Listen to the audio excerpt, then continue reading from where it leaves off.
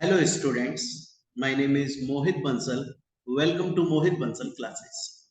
Students, आज हम start करने वाले हैं CMA final law subject paper number 13 जो आपका सब्जेक्ट है लॉ, उसका एक बहुत ही इंपॉर्टेंट चैप्टर और उस चैप्टर का नाम है students the securities contract regulations act 1956।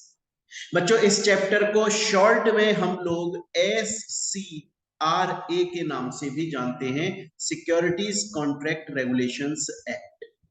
तो ये चैप्टर आज हम स्टार्ट करने वाले हैं। सबसे पहली बात ये आती है कि सर आखिर ये जो चैप्टर आप हमें पढ़ा रहे हो SCRA 1956, ये एक्ट, ये कानून, ये law, securities contract regulations act, ये जो एक्ट है आखिर वो क्यों आया? जब भी कोई भी एक्ट आता है तो वो किसी ना किसी पर्पस के साथ में इंट्रोड्यूस किया जाता है, अदरवाइज गवर्नमेंट क्यों एक नया एक्ट बनाएगी? लेकिन गवर्नमेंट एक नया एक्ट तब बनाती है जब उसकी जरूरत होती है, जब उसका खुद का कोई पर्पस होता है, उसका खुद का कोई एम होता है। इस चैप्टर को स्टार्ट करने से पहले स्टूडेंट्स आपको इंट्रोडक्शन में ये समझना पड़ेगा कि आखिर ये जो एक्ट आया सिक्योरिटीज कॉन्ट्रैक्ट रेगुलेशंस एक्ट 1956, ये क्यों आया, क्यों हम इस एक्ट को पढ़ते हैं, क्यों हम इस चैप्टर को पढ़ते हैं, इसके अंदर हमें क्या क्या पढ़ना होता है, क्या ये चैप्टर हमारे लिए इंपॉर्टेंट है। एक आपके बेसिक समरी बन जाएगी कि आखिर हमें इस चैप्टर में क्या पढ़ना है। तो बच्चे, अब हम पढ़ना एक बार इसका इंट्रोडक्शन स्टार्ट करते हैं और ये समझाने के लिए कि SCRA क्या है, ये एक्ट क्यों आया, मैं आपको एक कहानी सुनाना चाहूंगा। बच्चों, ये कहानी है दो लोगों की। इसमें एक का नाम है सांभा। आपने शोले मूवी देखी होगी, उसमें दो कैरेक्टर देखे थे, एक तो देखे थे गब्बर सिंह और दूसरे देखे थे सांभा। उनके आपस की बातचीत है, वो बातचीत बच्चे आपको बड़े ध्यान से सुननी है। 2 मिनट में समझ में आ जाएगा इस चैप्टर में हमें क्या पढ़ना है, ये एक्ट क्यों आया था। एक बार की बात है, सांबा साहब ने गब्बर जी से पूछा, बोला गब्बर साहब, ये जो SCRA एक्ट है सिक्योरिटीज कॉन्ट्रैक्ट रेगुलेशंस एक्ट, आखिर ये क्यों इंट्रोड्यूस्ड किया गया, क्या वजह थी कि इसको लाया गया, क्या इसके बिना काम नहीं चल पा रहा था इंडिया में? तो गब्बर जी बोले बोले अरे ओ सांभा, देखो, किसी भी कंट्री का, चाहे से इंडिया का, अमेरिका का, जापान का, चाइना का, किसी भी कंट्री का अगर आपको डेवलपमेंट करना, उस कंपनी को डेवलप्ड, उस कंट्री को डेवलप्ड कंट्री बनाना है, देश को डेवलप्ड कंट्री अगर बनाना है, तो उसके लिए होना चाहिए कंट्री के पास में पैसा। जिस कंट्री के पास में बहुत ज्यादा पैसा है, जिस कंट्री की इकोनॉमिक कंडीशन बहुत ज्यादा अच्छी है, वो कंट्री, वो देश डेवलप्ड कंट्री कहलाता है। और कंट्री के अंदर, देश के अंदर अगर आपको ज्यादा से ज्यादा पैसा चाहिए जिससे आप उस कंट्री को डेवलप बना सकें, तो जरूरी है कि उस कंट्री के अंदर सिक्योरिटीज मार्केट अच्छा हो, मतलब लोग ज्यादा से ज्यादा शेयर्स में ट्रेडिंग करते हो, ज्यादा से ज्यादा लोग शेयर्स को परचेज और सेल करते हो, डिवेंचर्स को परचेज और सेल करते हो। तो गब्बर जी समझा रहे हैं कि अरे ओ सामा, अगर किसी कंट्री को, किसी देश को डेवलप्ड बनाना है, बड़ा बनाना है, तो जरूरी है कि इसकी इकोनॉमिक कंडीशन, उस कंट्री, उस देश के पास में पैसा बहुत सारा हो।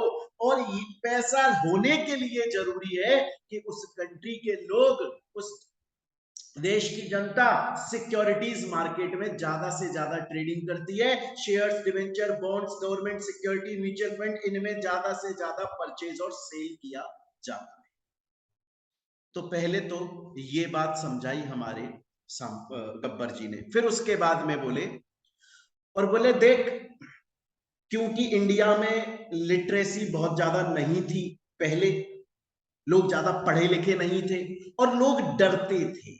लोगों को ऐसा लगता था कि यार ये सिक्योरिटीज मार्केट तो सट्टेबाजी है, मेरा इतनी, मैंने इतनी मेहनत से पैसा कमाया है, कहीं वो मेरा पैसा कहीं डूब तो नहीं जाएगा इस सट्टे में, मुझे तो इसकी नॉलेज नहीं है, कहीं मेरे साथ में कोई फ्रॉड तो नहीं हो जाएगा।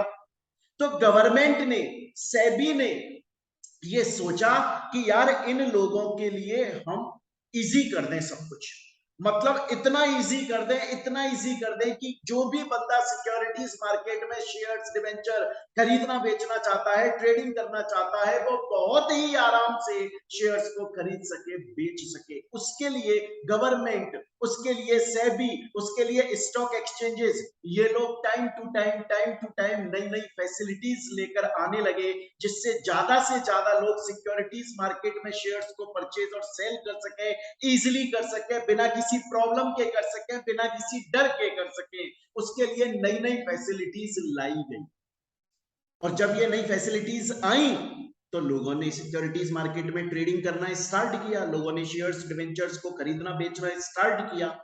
तब गवर्नमेंट को ये लगा कि यार हमें हमारे इंडिया को डेवलप्ड बनाना था, उसके लिए हमें चाहिए था पैसा, और पैसे के लिए हमने ये सोचा कि सिक्योरिटीज मार्केट में जितने ज्यादा लोग ट्रेडिंग करेंगे उतना ज्यादा पैसा कमाया जाएगा, और उसके लिए हमने सिक्योरिटीज मार्केट को इजी कर दिया। लेकिन अब बहुत सारे लोग इलीगल ट्रेडिंग करने आ गए हैं, बहुत सारे लोग गलत तरीके की ट्रेडिंग करने आ गए हैं, बहुत सारे लोग फ्रॉड करने के लिए आ गए हैं। तो लोग इलीगल ट्रेडिंग ना कर पाए, लोग फ्रॉड ना कर पाए, लोग धोखाधड़ी ना कर पाए, उसके लिए हमें एक एक्ट बनाना पड़ेगा, हमें एक कानून बनाना पड़ेगा। उस कानून के, उस एक्ट के अंदर कुछ नियम शर्तें, टर्म्स कंडीशंस, रूल्स रेगुलेशंस लिखने पड़ेंगे, और उस एक्ट का काम होगा नजर रखना सिक्योरिटीज मार्केट पर कि जो भी इंसान, चाहे से कंपनी चाहे से इंडिविजुअल पर्सन, जो भी इंसान सिक्योरिटीज मार्केट में ट्रेडिंग कर रहा है, शेयर्स डिवेंचर्स को खरीद और बेच रहा है, वो इलीगल ट्रेडिंग तो नहीं कर रहा है, वो धोखाधड़ी तो नहीं कर रहा है। इस बात की निगरानी रखनी पड़ेगी। इसके लिए ये एक्ट लाया गया, SCRA एक्ट। क्यों लाया गया? इसलिए लाया गया कि अगर सिक्योरिटीज मार्केट में कोई भी पर्सन इलीगल ट्रेडिंग करता है, धोखाधड़ी करता है, फ्रॉड करता है, तो उस पर निगरानी रखी जा सके, उस पर नजर रखी जा सके, जिससे वो कोई गलत ट्रेडिंग ना कर सके। तो सांबा की समझ में आ गया कि ये जो एक्ट है ना, ये किस लिए लाया गया था कि भैया एक स्टॉक मार्केट जो है वो देश के डेवलपमेंट में काम करता है, क्योंकि वहां पे बहुत सारे पैसे अवेलेबल हो जाते हैं, ज्यादा से लोग खरीदते और बेचते हैं।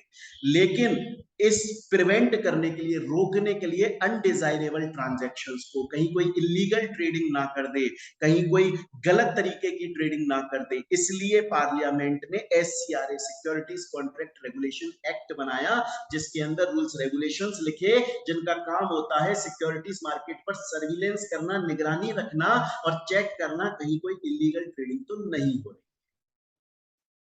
सांबा बोला साहब मेरी समझ में आ गया ये एक्ट क्यों लाया गया, और मेरी ये भी समझ में आ गया कि इस SCRA, securities contract regulation act के अंदर हम पढ़ने वाले हैं कि किस तरीके से जो कंपनीज हैं और किस तरीके से इंडिविजुअल पर्सन है, वो जब सिक्योरिटीज मार्केट में ट्रेडिंग करें तो कुछ इलीगल काम ना कर पाए, उसके लिए रूल्स रेगुलेशंस बनाए गए हैं इस एक्ट में। वो रूल्स रेगुलेशन हमें पढ़ने हैं इस चैप्टर में। सर मुझे समझ में आ गया ये एक्ट क्या बोलता है। बाकी और समझाने के लिए मैंने यहाँ पे और भी बताया हुआ है कि इस एक्ट के अंदर हम ये सब तो पढ़ेंगे। अभी तक हमने क्या देखा, इस एक्ट में हम ये पढ़ेंगे कि अगर कोई भी पर्सन, चाहे से इंडिविजुअल नेचुरल पर्सन, चाहे से कोई company artificial person securities market में ट्रेडिंग कर रहा है, वो इलीगल काम ना कर सके, ये तो पढ़ेंगे बच्चों। इसके अलावा पता है हम बहुत सारी डेफिनेशंस पढ़ेंगे। इसके अलावा हम ये पढ़ेंगे कि रिकॉग्नाइज्ड स्टॉक एक्सचेंज किसे बोलते हैं। आपने पढ़ा है स्टॉक एक्सचेंज क्या होता है, हम पढ़ेंगे रिकॉग्नाइज्ड स्टॉक एक्सचेंज किसे बोलते हैं, और रिकॉग्नाइज स्टॉक एक्सचेंज बनने के लिए एक स्टॉक एक्सचेंज को क्या क्या करना पड़ता है, क्या क्या रूल्स रेगुलेशंस होते हैं। उसके अलावा हम ये भी पढ़ेंगे अगर कोई स्टॉक एक्सचेंज या खुद सेबी या फिर इन्वेस्टर्स या कोई इंटरमीडियरी ब्रोकर अगर कुछ गलत कर रहा है तो सेंट्रल गवर्नमेंट के पास में क्या पावर है, क्या वो पेनल्टी लगा सकते हैं। ये सब चीजें हमें इस चैप्टर के अंदर पढ़नी है, एक एक करके हम पढ़ेंगे। जैसे जैसे हमारे टॉपिक्स कंप्लीट होंगे, हाथ की हाथ प्रीवियस ईयर के क्वेश्चंस भी सॉल्व करेंगे, जैसा कि हम हर सब्जेक्ट में करते हैं, जिससे आपका हाथ के हाथ स्कैनर सॉल्व हो जाए। तो अभी तक सिर्फ मैंने आपको एक इंट्रोडक्शन दिया, अब चलते हैं बच्चे।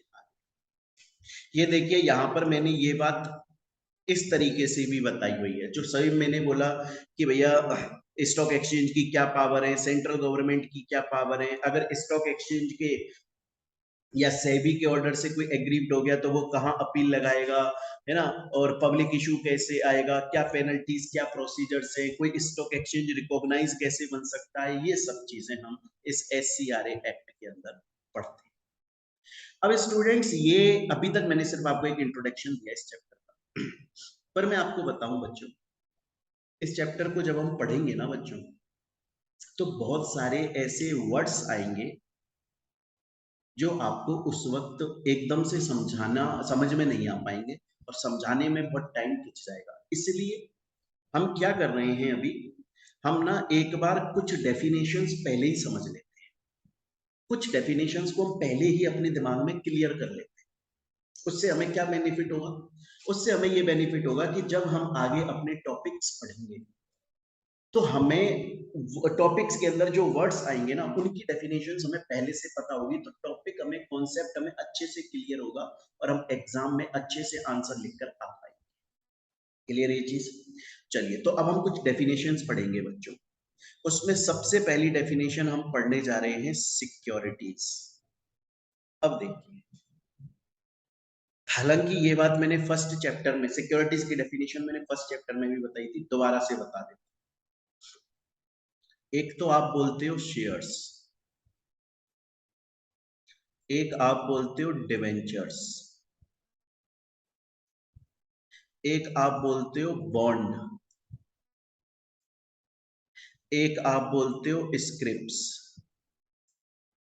एक आप बोलते हो गवर्नमेंट सिक्योरिटीज जैसे treasury bill and all that, एक आप बोलते हो मनी मार्केट इंस्ट्रूमेंट, एक आप बोलते हो कैपिटल मार्केट इंस्ट्रूमेंट। ये सब आप अलग अलग बोलते हो, है ना। एग्जाम्पल के तौर पर जैसे आप बोलते हो कि लगान मूवी, दबंग मूवी, दबंग 2, एक था टाइगर, है ना, जब भी मेट, और PK मूवी। पर इससे बढ़िया है आप बोल दो बॉलीवुड मूवीज। सेम उसी तरह से एक आप बोलते हो shares, debentures, bonds, scripts, government security, money market instrument, capital market instrument. उससे बढ़िया है आप एक बार में बोल दो सिक्योरिटीज। मैटर खत्म। तो सिक्योरिटीज क्या होता है, ध्यान से देखें बच्चे। शेयर्स भी सिक्योरिटीज है, स्टॉक भी सिक्योरिटीज है, डिवेंचर भी सिक्योरिटीज है, डेरिवेटिव्स भी सिक्योरिटीज है, कलेक्टिव इन्वेस्टमेंट स्कीम्स ये भी सिक्योरिटीज हैं, ठीक है। इसके अलावा कोई म्यूचुअल फंड स्कीम है, म्यूचुअल फंड में जो यूनिट्स इशू करी जाती हैं वो भी सिक्योरिटीज है, गवर्नमेंट अपनी तरफ से कुछ इशू करती है वो भी सिक्योरिटीज है। हर वो इंस्ट्रूमेंट जो कि पैसे के लिए सिक्योरिटीज मार्केट में खरीदा और बेचा जाता है वो सिक्योरिटीज है। फिर चाहे आप उसे शेयर्स बोलो, डिवेंचर बोलो, बॉन्ड बोलो, स्क्रिप बोलो, डिपॉजिटरी रिसिप्ट्स बोलो, इससे बढ़िया है उसे सिक्योरिटीज बोलो। स्टूडेंट बोलता है मेरे को सर सब कुछ समझ में आ गया, पर एक डाउट है सर। सर आपने बोला कि म्यूचुअल फंड की जो यूनिट होती है, म्यूचुअल फंड की जो यूनिट्स होती हैं उनको भी सिक्योरिटीज बोलते हैं। यस, उनको भी सिक्योरिटीज बोलते हैं। सर एक बात बताइए, अगर कोई इंश्योरेंस कंपनी है और इंश्योरेंस कंपनी अपनी यूनिट्स इशू कर रही है, क्या उसकी यूनिट्स को भी सिक्योरिटीज बोलेंगे? जी नहीं। सर ऐसा क्यों? बाकी सबको, शेयर्स को, डिवेंचर्स को, बॉन्ड्स को, स्क्रिप्ट्स को, म्यूचुअल फंड यूनिट्स को, कैपिटल मार्केट इंस्ट्रूमेंट को, मनी मार्केट इंस्ट्रूमेंट को, गवर्नमेंट सिक्योरिटीज को, सबको आप सिक्योरिटीज की डेफिनेशन में इंक्लूड कर रहे हो। पर सर आप इंश्योरेंस कंपनी की यूनिट्स को सिक्योरिटीज की डेफिनेशन में इंक्लूड नहीं कर रहे हो। व्हाई? बिकॉज ऐसी कोई भी इंस्ट्रूमेंट जो कि इंसान की लाइफ से जुड़ा हुआ है, उसको हम सिक्योरिटीज की डेफिनेशन में इंक्लूड नहीं करते, नहीं करते, नहीं करते, नहीं करते, नहीं करते। याद रखिएगा, 1 मार्क का क्वेश्चन आ सकता है, आया नहीं है अभी तक, आ सकता है। तो स्टूडेंट्स, अभी तक इस चैप्टर में मैंने आपको एक तो इसका इंट्रोडक्शन बताया कि आखिर ये सिक्योरिटीज, देखिए रिवीजन करेंगे बच्चों, आपको पता है अपनी आदत है, थ्योरी सब्जेक्ट है, हम हर बार रिवाइज करते हैं। जितना ज्यादा रिवाइज करोगे उतना ज्यादा आपके दिमाग में कॉन्सेप्ट्स क्लियर होंगे, लंबे टाइम तक याद रहेंगे। तो अभी तक एक तो हमने इंट्रोडक्शन पढ़ा, सिक्योरिटीज कॉन्ट्रैक्ट रेगुलेशंस एक्ट 1956। ये क्यों आया? क्योंकि हर कंट्री के अंदर इकोनॉमिक डेवलपमेंट जरूरी है, पैसा आना जरूरी है, और पैसे के लिए जरूरी है कि उस कंट्री का सिक्योरिटीज मार्केट अच्छे से डेवलप्ड हो, ज्यादा से ज्यादा लोग सिक्योरिटीज मार्केट में इन्वेस्टमेंट करते हो, ट्रेड करते हो, खरीदते बेचते हो। और सिक्योरिटीज मार्केट को इस वजह से थोड़ा इजी बनाया जाता है, अच्छी अच्छी फैसिलिटीज दी जाती हैं, जिससे ज्यादा से ज्यादा लोग इसको ट्रेड कर सकें, इसके अंदर इसको समझ सकें, इजी बनाया जाता है नई नई फैसिलिटीज के थ्रू। पर उन फैसिलिटीज का कोई गलत फायदा ना उठा ले, कोई इलीगल फायदा ना उठा ले, कोई अनडिजायरेबल ट्रांजैक्शंस ना कर दे, कोई फ्रॉड ना कर दे, उसके लिए उन सिक्योरिटीज मार्केट पर निगरानी रखने के लिए, नजर रखने के लिए, ये एंश्योर, ये पक्का करने के लिए कि सिक्योरिटीज मार्केट में इलीगल ट्रेडिंग नहीं हो रही है, तो सिक्योरिटीज कॉन्ट्रैक्ट रेगुलेशन एक्ट लाया गया। उसके अंदर नियम, शर्तें, रूल्स, रेगुलेशंस लिखी गई कि कब माना जाएगा ये फ्रॉड है, कब नहीं माना जाएगा फ्रॉड नहीं है, कौन से ट्रांजैक्शन को वैलिड माना जाएगा, किसको इनवैलिड माना जाएगा। इन सब को समझाने के लिए बच्चों ये एक्ट लाया गया, सिक्योरिटीज कॉन्ट्रैक्ट रेगुलेशंस एक्ट। तो मेरे ख्याल से यहां तक ये इंट्रोडक्शन समझ में आया। उसके बाद मैंने आपको सिक्योरिटीज की डेफिनेशन बताई, जिसमें मैंने बताया share, debenture, bond, script, government security, mutual fund units, money market instrument, capital market instrument, हर चीज सिक्योरिटीज की डेफिनेशन में आती है। लेकिन वो यूनिट्स जो एक पर्सन की लाइफ से रिलेटेड है, लाइक इंश्योरेंस यूनिट्स, वो सिक्योरिटीज की डेफिनेशन में नहीं आती बच्चों। अब हम चलते हैं अपनी नेक्स्ट डेफिनेशन पे, कॉन्ट्रैक्ट क्या होता है। अरे सर ये तो हमने सीएमए फाउंडेशन में पढ़ा, सीएमए इंटर में पढ़ा, आप ही ने पढ़ाया, इतना बढ़िया पढ़ाया, याद है। सर कॉन्ट्रैक्ट का मतलब होता है कि दो या उससे ज्यादा लोगों ने एग्री कर लिया, एक ने बोला मैं अपने शेयर्स या सिक्योरिटीज बेचूंगा और दूसरे ने बोला कि मैं खरीदूंगा, इसको बोला जाता है कॉन्ट्रैक्ट। सर ऐसा कब होता है? तो बच्चों एक काम करते हैं, मैं आपको कॉन्ट्रैक्ट और डेरिवेटिव, उन दोनों की डेफिनेशन को एक ही बारी में समझा देता हूं मिलाकर, अच्छे से समझ में आ जाए। देखिए एक्चुअली में बच्चों डेरिवेटिव, आप पहले डेरिवेटिव समझें, कॉन्ट्रैक्ट बाय डिफॉल्ट समझ में आ जाए। डेरिवेटिव के अंदर होता क्या है, देखिए अगर मैं नॉर्मल सेंस में बात करूं ना, नॉर्मल, एक अच्छा पेज ले लेता हूं, 1 मिनट यहां पे लिख लेते हैं, हमें जगह मिल जाएगी। अगर बच्चे में नॉर्मल केस बात करूं, नॉर्मल सेंस में, तो क्या होता है कि एक पर्सन जो होता है ना, जैसे मान लो कि अमिताभ बच्चन, उन्होंने अपने शेयर्स को बेचा, और मान लो कि सलमान खान, इन्होंने उनके शेयर्स को परचेज किया, तो इन्होंने शेयर्स की डिलीवरी दे दी और इन्होंने पैसे का पेमेंट कर दिया। ये होता है नॉर्मल, ऑन द स्पॉट हो गया ये काम। मतलब जिस दिन ट्रांजैक्शन हुआ, जैसे मान लीजिए मैं अमिताभ बच्चन और सलमान खान हैं, है ना, उनको मैं अपने शेयर्स बेच रहा हूं और वो खरीद रहे हैं, तो आज के दिन हमारा ट्रांजैक्शन हुआ ना, आज ही के दिन मैंने उनको शेयर्स दे दिए, आज ही के दिन उन्होंने मेरे को पैसे दे दिए। ऐसा नॉर्मली होता है, इसे हम बोलते हैं स्पॉट डिलीवरी, बोलते हैं ना ऑन द स्पॉट, एकदम जल्दी ऑन द स्पॉट अभी करो, इसे स्पॉट डिलीवरी बोलते हैं। कि जिस दिन ट्रांजैक्शन हुआ सेम उसी दिन या उसके नेक्स्ट डे, या तो उसी दिन या उसके नेक्स्ट डे, है ना, हो सकता है सैटरडे है तो बंद है तो कल मंडे को हो जाए, तो उसी दिन या उसके नेक्स्ट डे, मतलब ऑन द स्पॉट एक दो दिन के अंदर ही शेयर्स की डिलीवरी हो गई और पैसे का पेमेंट हो गया, सेटलमेंट हो गया, ट्रांजैक्शन कंप्लीट हो गया, उसे हम बोलते हैं स्पॉट डिलीवरी।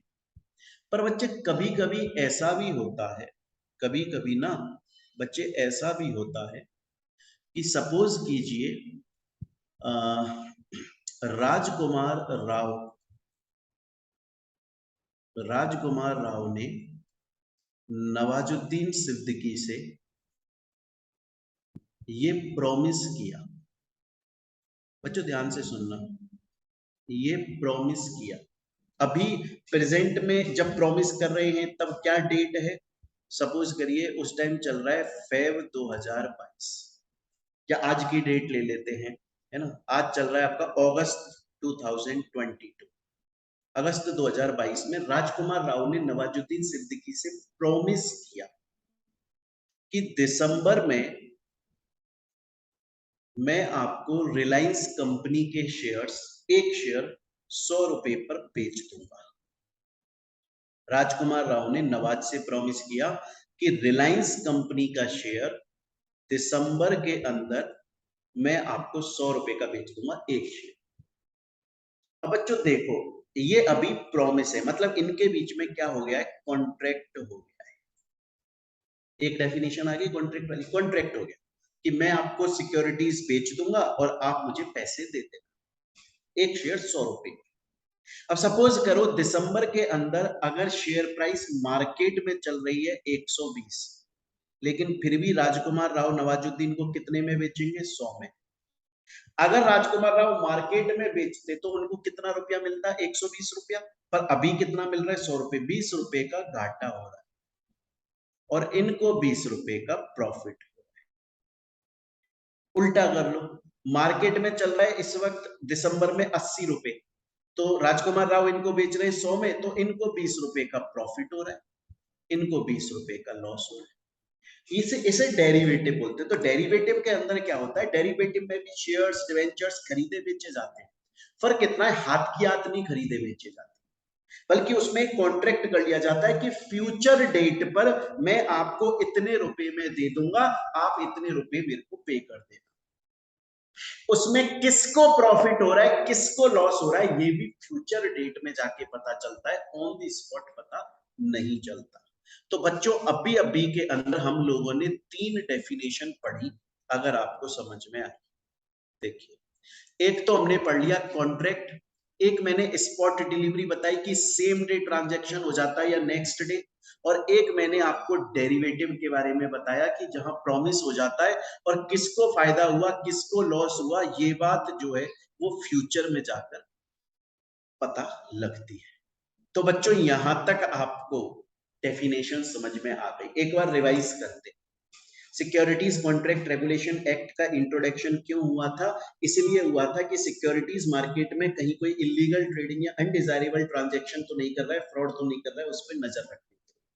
फिर उसके बाद में सिक्योरिटीज की डेफिनेशन में हमने पढ़ा share, debenture, bond, script, government security, mutual fund scheme, capital market instrument, money market instrument, ये सब सिक्योरिटीज की डेफिनेशन में आते हैं। हर वो इंस्ट्रूमेंट जो सिक्योरिटीज मार्केट के अंदर, स्टॉक मार्केट के अंदर पैसे के लिए खरीदा बेचा जाता है, वो सिक्योरिटीज की डेफिनेशन में आता है। लेकिन ऐसा कोई इंस्ट्रूमेंट जो एक इंसान की लाइफ से जुड़ा हुआ है, जैसे इंश्योरेंस पॉलिसी की यूनिट्स, वो सिक्योरिटीज की डेफिनेशन में नहीं आते। देन उसके बाद में कॉन्ट्रैक्ट का मतलब प्रॉमिस कर लिया कि फ्यूचर में हम खरीद बेच लेंगे। स्पॉट डिलीवरी कॉन्ट्रैक्ट का मतलब होता है जिस दिन ट्रांजैक्शन हुआ उसी दिन सेटलमेंट हो गया, उसी दिन आपने शेयर्स की डिलीवरी दे दी, आपको पैसा मिल गया सेम डे या नेक्स्ट डे। लेकिन डेरिवेटिव का मतलब होता है कि इंस्ट्रूमेंट्स को हम प्रॉमिस कर लेते हैं और इसको फ्यूचर में परफॉर्म किया जाता है, फ्यूचर में डिलीवरी होती है, फ्यूचर में पेमेंट आता है, फ्यूचर में पता चलता है कि किसको लॉस हुआ किसको प्रॉफिट। स्टूडेंट बोलता है मस्त, मजा समझ में आ गया। सर अब बताओ स्टॉक एक्सचेंज क्या होता है। अरे बच्चों ये तो मैंने आपको जब सेबी एक्ट पढ़ाया था ना, सीएमए फाइनल लॉ का सेक्शन बी का पहला चैप्टर, उसमें बहुत डिटेल में पढ़ाया था, बट दोबारा पढ़ा देता। देखिए, स्टॉक एक्सचेंज एक मार्केट है, स्टॉक एक्सचेंज एक मार्केट है। जैसे मैं आपको एक एग्जांपल देता हूं, मेरी एक जानकार है, एक स्टूडेंट है, मेरी पुरानी स्टूडेंट है, वो ऑल इंडिया रैंक लेकर आई थी, वो 20 सीएमए के अंदर 2016 में। तो वो जॉब कर रही है। अच्छा, उनकी एक हैबिट है कि वो ना खुद से बहुत सारी चीजें बनाती हैं। होता है ना, गर्ल्स लड़कियां लोग बनाती हैं कुछ भी अच्छी डेकोरेशन का सामान या कुछ भी XYZ बनाती हैं। तो उन्होंने बहुत सारे ऐसे प्रोडक्ट्स बना लिए थे और कुछ प्रोडक्ट बाहर से भी खरीद लिए थे बेचने के, कि मैं इनको बेच दिया करूंगी सर, मुझे अच्छा लगता है। बाकी वो अच्छी खासी जॉब करती है, बहुत लंबा चौड़ा पैसा कमा रही है। पर वो कैसे कर रही थी, वो क्या करती थी, अपने व्हाट्सएप पे डाल देती थी, टेलीग्राम पे डाल देती थी, अपने यूट्यूब चैनल पे डाल देती थी, पर उनके पास में ज्यादा लोग आ नहीं रहे थे क्योंकि वो ज्यादा लोगों से कनेक्ट नहीं हो पा रहे।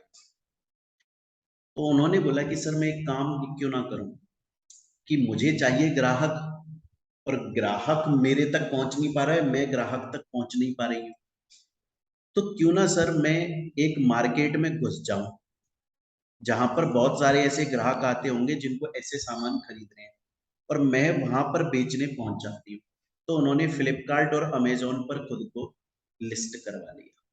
सेम उसी तरह से बच्चों, एक बार की बात है कि एक कंपनी है एयरटेल और एक कंपनी है XYZ। दोनों कंपनीज शेयर्स इशू करती हैं, पब्लिक को इशू करती हैं, पर लिस्टेड नहीं है स्टॉक एक्सचेंज पे। तो ये पब्लिक तक पहुंचाती कैसे हैं इंफॉर्मेशन कि हम शेयर्स का इशू ला रहे हैं? अपना एडवर्टाइजमेंट करती हैं, टीवी पर दे लेती हैं, FM पर एडवर्टाइजमेंट कर देती हैं, पंपलेट छपवा देती हैं, बैनर्स लगवा देती हैं, न्यूज़पेपर में एडवर्टाइजमेंट कर लेती हैं, और जितने लोगों तक खबर पहुंच पाती है उनमें से कुछ लोग आके इनके शेयर्स खरीद लेते हैं। इनका ऐसा धंधा पानी चल। पर एयरटेल कंपनी के मन में आया कि यार मुझे तो लंबा कमाना है, मुझे तो ज्यादा से ज्यादा लोगों को अपने शेयर्स देने हैं, तो उसके लिए मुझे क्या करना पड़ेगा? उसके लिए एयरटेल कंपनी बोली कि उसके लिए मेरे को ना एक मार्केट पर जाना पड़ेगा जहां पर बहुत सारे लोग शेयर्स खरीदने में इंटरेस्टेड। अभी तो मुझे इतना सारा एडवर्टाइजमेंट करना पड़ता है, टीवी पे ऐड दे दो, FM पे ऐड दे दो, न्यूज़पेपर में ऐड दे दो, पंपलेट छपवा दो, बैनर छपवा दो, रोड पे बैनर्स और वो सब लगवा दो, ऐसे बताना पड़ता है। पर इससे अच्छा क्यों ना मैं एक मार्केट में चला जाऊं। तो एयरटेल कंपनी स्टॉक एक्सचेंज पर चली गई। उसको ये समझ में आ गया स्टॉक एक्सचेंज एक ऐसा बाजार है जहां पर बहुत सारे लोग शेयर्स खरीदने वाले, डिवेंचर खरीदने वाले आते हैं। अगर इस वेबसाइट के ऊपर एक बार लिख गया कि एयरटेल कंपनी अपना इशू लेकर आ रही है, तो एक बार में बहुत सारे लोगों तक ये खबर पहुंच जाएगी और वो लोग मेरे शेयर्स परचेज कर लेंगे। इसके पास में पैसा है तो ये लिस्ट हो जाएगी। इस क्योंकि स्टॉक एक्सचेंज पे लिस्ट होने में पैसा लगता है। स्टॉक एक्सचेंज बोलता है कि भैया तुम मेरे ऊपर इसलिए लिस्ट हो रहे हो जिससे तुम्हें ज्यादा इन्वेस्टर जाने और ज्यादा लोग तुम्हारे शेयर्स परचेज करें, उसके लिए मुझे भी तो कुछ दोगे ना तुम। लेकिन XYZ जो कंपनी है उसके पास पैसा नहीं है, तो वो स्टॉक एक्सचेंज पे लिस्ट नहीं हो पा रही, तो वो अपने पुराने तरीकों से एडवर्टाइज करके पब्लिक तक शेयर इशू कर रही है। तो स्टॉक एक्सचेंज क्या हुआ? स्टॉक एक्सचेंज एक मार्केट हुआ जहां पर ऐसे लोग आते हैं जिनको सिक्योरिटीज बेचनी है और ऐसे लोग आते हैं जिनको सिक्योरिटीज खरीदनी है, और इस मार्केट के थ्रू वो दोनों आपस में मिलते हैं, उनके बीच में ट्रेडिंग होती है। इसको बोला जाता है सिक्योरिटीज, वो स्टॉक एक्सचेंज। आ रही है मेरी बात समझ में? ये बात यहाँ पर मैंने लिखी भी है, देखो ये क्या करता है, बाइंग सेलिंग सिक्योरिटीज की ये सब करवाता है। इससे बहुत सारे फायदे होते हैं स्टॉक एक्सचेंज। जैसे स्टॉक एक्सचेंज में देखो, ये एक ऐसा मार्केट है जो आपको परचेज और सेल करवा रहा है। उससे क्या हो रहा है? फ्री ट्रांसफरेबिलिटी हो रही है शेयर्स। सपोज कीजिए कि एक जयपुर की कंपनी है, राजस्थान जयपुर की, और एक बेंगलोर का इन्वेस्टर है, वो यहाँ से इसके शेयर खरीद सकता है ऑनलाइन स्टॉक एक्सचेंज पे जाके। जैसे आप कहीं भी बैठे हो, फ्लिपकार्ट से ऑर्डर करो, आपके घर पे पहुंच जाएगा, चाहे आप किसी भी सिटी के अंदर हो। सेम स्टॉक एक्सचेंज ने भी एक ऐसा ही मार्केट प्रोवाइड कर दिया आपको कि आप कहीं पर भी बैठे हुए हो, किसी भी सिटी के अंदर बैठे हुए हो, आप किसी भी कंपनी के शेयर्स को परचेज कर सकते हो। पहला पॉइंट। दूसरा पॉइंट, लिंकेज बना दिया। उससे क्या हुआ, कंपनीज के पास में अब ज्यादा पैसा आ रहा है, और जो हाउस होल्ड लोग थे, जो घर पे, जो अपना कमा के पैसा घर पे सेव कर रहे थे, वो लोग अब सिक्योरिटीज मार्केट में आराम से लगा रहे हैं, तो उससे उनको भी रिटर्न मिल रहा है। सिक्योरिटीज मार्केट में लगा रहे हैं तो गवर्नमेंट को भी टैक्स जा रहा है, तो गवर्नमेंट की इकोनॉमी भी बढ़ रही है, कंपनी भी कमा रही है, इन्वेस्टर भी कमा रहा है, हर कोई कमा रहा है। क्लियर है ये चीज? तो बच्चों यहां तक हमने डेफिनेशन देखी। सबसे पहले देखा सिक्योरिटीज कॉन्ट्रैक्ट रेगुलेशन एक्ट क्यों आया था, वो इसलिए आया था क्योंकि सिक्योरिटीज मार्केट में इलीगल ट्रेडिंग ना हो, ये बात एंश्योर करने के लिए। उसके बाद में हमने देखा कि सिक्योरिटी की डेफिनेशन में हर वो इंस्ट्रूमेंट आता है जिसको सिक्योरिटीज मार्केट में खरीदा बेचा जाता है, लेकिन इंश्योरेंस से रिलेटेड नहीं आता क्योंकि वो लाइफ से जुड़ा हुआ इंसान की। देन हमने कॉन्ट्रैक्ट देखा जिसमें प्रॉमिस होता है कि सिक्योरिटीज डिलीवर कर देंगे, आप पैसा दे देना। देन उसके बाद में हमने स्पॉट डिलीवरी देखी, जहां पर जो सेटलमेंट है, जो जिस दिन ट्रांजैक्शन हुआ उसी दिन या उसके अगले दिन हो जाता है। देन डेरिवेटिव देखा जिसपे प्रॉमिस हो जाता है फ्यूचर डेट पर आपको सिक्योरिटीज बेच दी जाएंगी, जो प्राइस हमने पहले से एग्री करी है उस पर बेच दी जाएंगी, और किसको प्रॉफिट किसको लॉस होता है वो फ्यूचर में पता चलता है। देन उसके बाद हमने स्टॉक एक्सचेंज देखा, ये एक मार्केट होता है जो कि ऐसे लोगों के बीच में लिंकेज बनवा देता है जो लोग सिक्योरिटीज खरीदना और बेचना चाहते हैं। इससे फायदा होता है, इससे हर कोई कमा रहा है, जो हाउस होल्ड है उन वो भी इन्वेस्ट करके कमा रहे हैं, टैक्स के थ्रू गवर्नमेंट कमा रही है और कंपनी भी कमा रही है। उसके अलावा हमने ये भी देखा कि फ्री ट्रांसफरेबिलिटी हो रही है सिक्योरिटीज। क्लियर है? अब इसके बाद में नेक्स्ट, एक बार मेरे से एक स्टूडेंट ने पूछा, बोले सर इंडिया में कितने स्टॉक एक्सचेंज हैं? मैंने उसको बोला इंडिया में 98 स्टॉक एक्सचेंज। तब वो स्टूडेंट बोला ठीक है सर, आपने बोला कि इंडिया में 98 स्टॉक एक्सचेंजेस हैं, आपकी बात मान ली सर हमने, पर सर ऐसा क्यों होता है कि ज्यादा से ज्यादा लोगों को इंडिया के अंदर सिर्फ दो ही स्टॉक एक्सचेंजेस के नाम पता हैं, Bombay stock exchange and national stock exchange? ऐसा क्यों बच्चे? ऐसा इसलिए क्योंकि पहली बात तो ये पुराने स्टॉक एक्सचेंज, बहुत सारी वजह है इसकी। एक तो ये पुराने स्टॉक एक्सचेंज है, एक ये फेमस है, ज्यादा लोग यहाँ ट्रेडिंग करते हैं, पर एक वजह ये है कि ये दोनों को सेंट्रल गवर्नमेंट ने सर्टिफिकेट दिया है कि आप बहुत अच्छे स्टॉक एक्सचेंज हैं, आपके थ्रू कोई भी पर्सन अगर शेयर्स या डिवेंचर या सिक्योरिटीज खरीदेगा तो उसके साथ में उस फ्रॉड नहीं होगा, आप सभी रूल्स रेगुलेशंस को फुलफिल करते हैं, आप एकदम वैलिड तरीके से मार्केट चला रहे हैं, कहीं कोई गलती नहीं है। सेंट्रल गवर्नमेंट ने इनको सर्टिफिकेट इशू किया हुआ है। स्टूडेंट बोला चलो सर, आपने बोला इंडिया में 98 स्टॉक एक्सचेंजेस हैं, उसमें से दो stock exchange Bombay stock exchange and national stock exchange इसलिए फेमस है क्योंकि इनको सेंट्रल गवर्नमेंट ने सर्टिफिकेट दिया हुआ है। सर्टिफिकेट इसलिए दिया है क्योंकि ये सच में बड़े हैं, सच में अच्छे से काम कर रहे हैं, इनके थ्रू जो भी सिक्योरिटीज परचेज कर रहा है इन्वेस्टर, कहीं से भी उसके साथ फ्रॉड नहीं हो रहा है और एकदम वैलिड है, ट्रांसपेरेंट काम है, सब कुछ लीगल। सर सेंट्रल गवर्नमेंट ने इनको सर्टिफिकेट दे दिया, उससे क्या हो गया? उससे इनको रिकॉग्नाइजेशन मिल गया, उससे ये रिकॉग्नाइज्ड स्टॉक एक्सचेंज बन गए। तो रिकॉग्नाइज स्टॉक एक्सचेंज क्या होता है? रिकॉग्नाइज स्टॉक एक्सचेंज वो स्टॉक एक्सचेंज है जिसको सेंट्रल गवर्नमेंट ने सर्टिफिकेट दे दिया।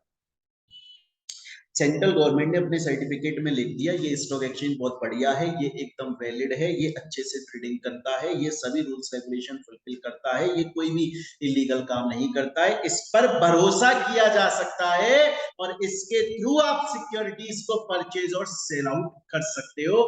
बहुत बढ़िया स्टॉक एक्सचेंज। इस बात को रिकॉग्नाइज्ड कर दिया सेंट्रल गवर्नमेंट ने, इसलिए इस स्टॉक एक्सचेंज को रिकॉग्नाइज्ड स्टॉक एक्सचेंज बोला जा रहा है।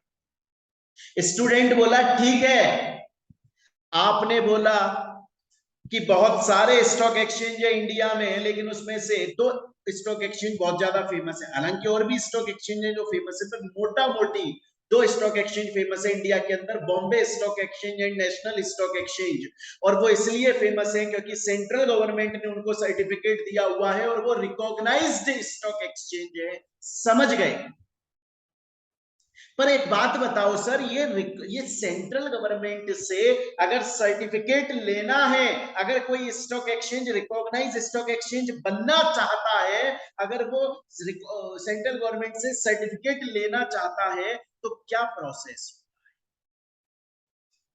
क्या कोई भी स्टॉक एक्सचेंज जैसे मुंह उठा के आएगा सेंट्रल गवर्नमेंट से, बोलेगा लाओ लाओ सर्टिफिकेट दो, मैं रिकॉग्नाइज बन जाता हूं और बन जाएगा? क्या ऐसा होता है? नहीं नहीं नहीं नहीं, बल्कि एक प्रोसेस होता है। अरे बल्कि एक प्रोसेस होता है। क्या प्रोसेस होता है सर? जो भी स्टॉक एक्सचेंज रिकॉग्नाइज्ड बनना चाहता है, जो भी स्टॉक एक्सचेंज सेंट्रल गवर्नमेंट से सर्टिफिकेट लेना चाहता है, उस स्टॉक एक्सचेंज को एप्लीकेशन लगानी पड़ती है पहले सेंट्रल गवर्नमेंट के पास। उस एप्लीकेशन में क्या क्या होता है वो पूरा पढ़ाऊंगा। सेक्शन 3 के अंदर उस स्टॉक एक्सचेंज को सेंट्रल गवर्नमेंट के पास एक एप्लीकेशन लगानी होती है, जिसमें वो लिख अपनी डिटेल देता है और बताता है, और मैं डिटेल में पढ़ाऊंगा बच्चों, अभी मैं समरी समझा रहा हूँ। वो डिटेल में बताता है अपने रूल्स रेगुलेशन, हम किस तरीके से ट्रेडिंग कर रहे हैं, हमारा आगे का प्लान क्या है, हमारे बायलॉज रूल्स रेगुलेशंस क्या है, हमारे स्टॉक एक्सचेंज के अंदर मेन टॉप लेवल पर कौन बैठा है जो डिसीजन ले रहा है, उनकी क्वालिफिकेशंस क्या है। हम एफिडेविट शपथ पत्र पर लिखकर दे रहे हैं कि हम कोई भी फ्रॉड नहीं करेंगे, आप हमें रिकॉग्नाइज बना दोगे तो जो भी इन्वेस्टर हमारी वेबसाइट पर आकर ट्रेडिंग करेगा उसके साथ कोई इलीगल काम नहीं होगा। एप्लीकेशन के अंदर वो स्टॉक एक्सचेंज ये सब चीजें लिखकर सेंट्रल गवर्नमेंट को देता है। जो जो मैंने बोला वो सब लिखा है कि कोई भी स्टॉक एक्सचेंज अगर ये चाहता है रिकॉग्नाइज बनना, तो उसे सेंट्रल गवर्नमेंट के पास एक एप्लीकेशन लगानी पड़ती है, जिसमें वो अपने बाईलॉज लिखता है कि हम अपनी स्टॉक एक्सचेंज को कैसे चलाते हैं, हमारी क्या पॉलिसी है, हमारी क्या सोच है, हमारे क्या रूल्स रेगुलेशन है।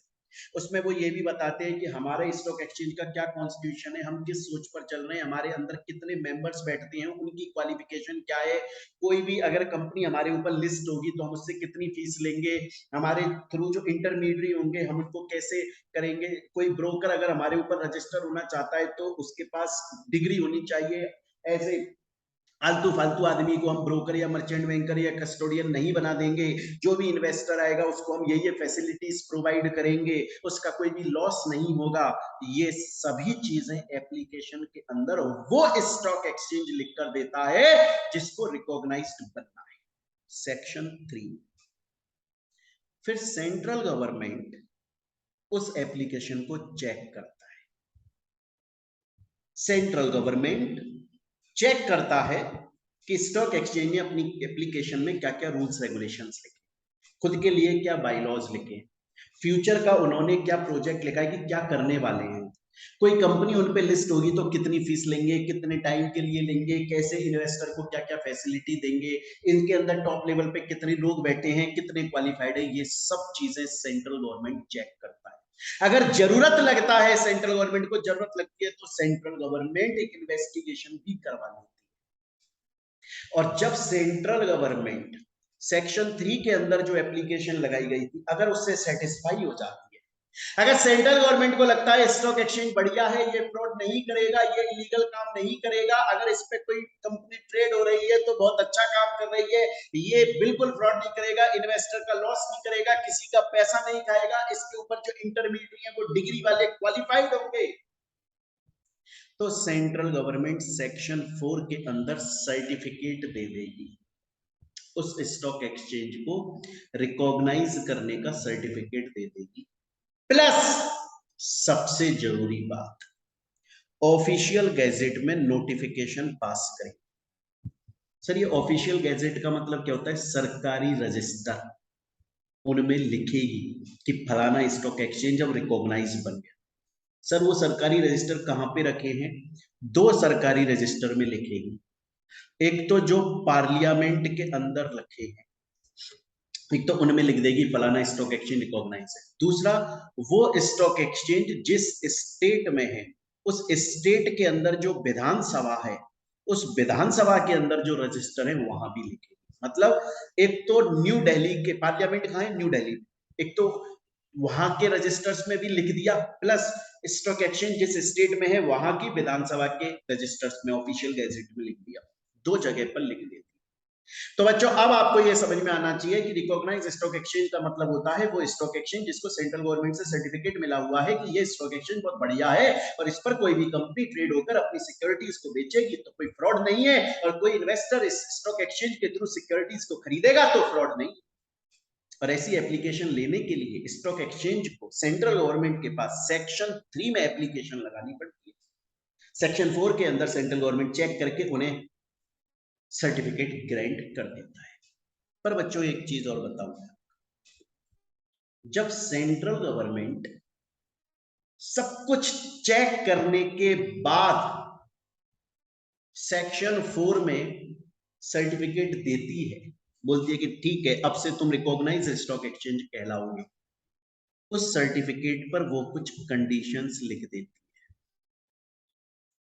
कि तुमको ऐसे काम करना है, याद रखना किसी का लॉस ना हो, याद रखना किसी के साथ फ्रॉड ना हो, याद रखना इलीगल काम मत करवा देना, याद रखना तुम्हारे ऊपर जो इंटरमीडिएटरीज हैं ब्रोकर वो क्वालिफाइड लोग हैं। अगर अगर वो स्टॉक एक्सचेंज सेंट्रल गवर्नमेंट की बताई हुई कंडीशंस को फुलफिल नहीं कर पाता तो फिर सेंट्रल गवर्नमेंट उससे रिकॉग्नाइजेशन का सर्टिफिकेट विथड्रॉ कर लेगी।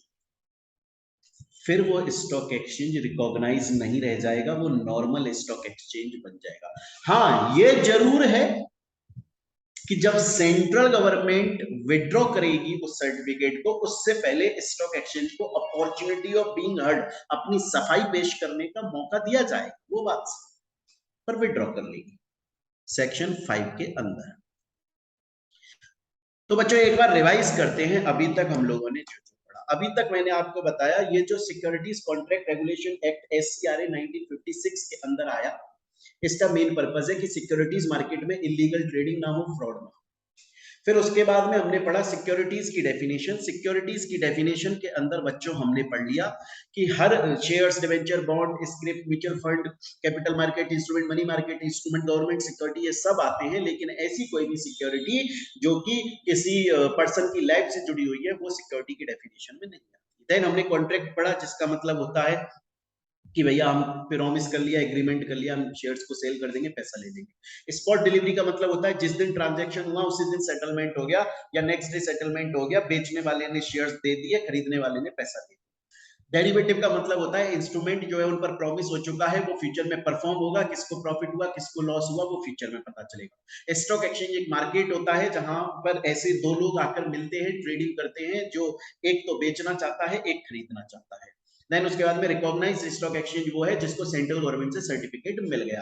सेंट्रल गवर्नमेंट से सर्टिफिकेट जो मिलता है उसके लिए आपको एप्लीकेशन लगानी पड़ती है सेक्शन 3 के अंदर, उसमें अपने रूल्स रेगुलेशंस बताने पड़ते हैं, अपनी फंक्शंस और पावर्स बतानी पड़ती है, आपका जो टॉप मैनेजमेंट है स्टॉक एक्सचेंज के अंदर उनकी क्वालिफिकेशन बतानी पड़ती है। उसके अलावा आपके क्या क्या सर्विस देने वाले हो कंपनीज को जो आपके ऊपर ट्रेड होंगी, जो बेचेंगी अपने शेयर्स को इन्वेस्टर्स को और इंटरमीडियरीज को, क्या क्या ये सब दिया जाएगा। उस फिर इन सबको चेक करता है सेंट्रल गवर्नमेंट, सेटिस्फाई होता है, सेक्शन 4 में सर्टिफिकेट दे देता है, लेकिन वो कुछ कंडीशंस बता देता है, अगर कंडीशन फुलफिल नहीं हुई तो सेक्शन 5 में विड्रॉ कर लेगा सर्टिफिकेट को, लेकिन विड्रॉ करने से पहले अपॉर्चुनिटी ऑफ बीइंग हर्ड जरूर प्रोवाइड करता है। तो स्टूडेंट्स आज की क्लास में हम लोगों ने ये चैप्टर का इतना पार्ट यहां तक पढ़ लिया है। मैंने आप लोगों को इसके काफी अच्छे से ये चीज समझा दी है एग्जांपल्स के थ्रू, और इस टॉपिक जो हमने यहां तक पढ़ा है इससे रिलेटेड बच्चे प्रीवियस ईयर में जितने भी क्वेश्चंस आए हैं वो हम अपनी नेक्स्ट क्लास में, क्योंकि पहले हमें कॉन्सेप्ट समझना था जो हमने इस क्लास में समझ लिया, अब नेक्स्ट क्लास में हम इससे रिलेटेड जितने भी क्वेश्चंस आए हैं उन सबको सॉल्व करेंगे। आपको पता है हम इसके अंदर हाथ की हाथ सॉल्व करते हैं। अच्छा बच्चों, एक चीज और बता दूं, अगर कोई भी स्टूडेंट हमारी क्लासेस परचेज करना चाहता है तो उसके लिए बच्चों आप हमारे ऐप के थ्रू भी परचेज कर सकते हो। वीडियो के डिस्क्रिप्शन में ऐप का लिंक है, अदरवाइज गूगल प्ले स्टोर पर जाकर टाइप कर दो मोहित बंसल क्लासेस, ये लोगो से ऐप मिल जाएगा, डाउनलोड करके क्लासेस परचेज कर सकते हैं। या फिर डायरेक्टली चाहें तो इस नंबर पर भी आप कॉल, व्हाट्सएप, मैसेज, टेलीग्राम पर बात करके कर सकते हैं। ऐप पर भी चैट का ऑप्शन है, वहां भी बात करें, मेरी पूरी टीम है वो आपको अच्छे से रेस्पॉन्स देगी। जब आप हमारी क्लासेस परचेज करते हैं तो आपको हमारी पूरी क्लासेस मिलती हैं, स्टडी मटेरियल पूरा कवर्ड है, उसके अलावा आपको नोट्स मिलते हैं। आप जिस दिन क्लास परचेज करोगे विद इन 7 डेज आपके घर पे होम डिलीवरी हो जाएगी ऑल ओवर इंडिया।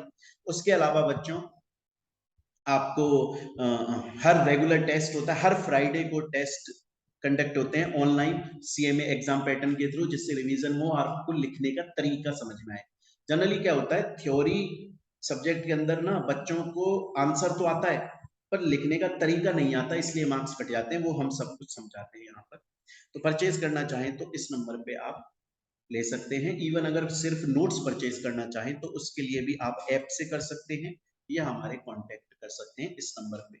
चलिए बच्चों, और एक चीज और, राखी अब आने वाली है ना, तो अब एक हमारा ऑफर स्टार्ट होगा, हम उसे राखी मेला बोलते हैं, उसके लिए अलग से वीडियो बना दी जाएगी, उसमें आपको कुछ फायदा हो जाएगा, थोड़ा डिस्काउंट मिल जाता है। चलिए बच्चों, मिलते हैं हम अपनी नेक्स्ट क्लास में।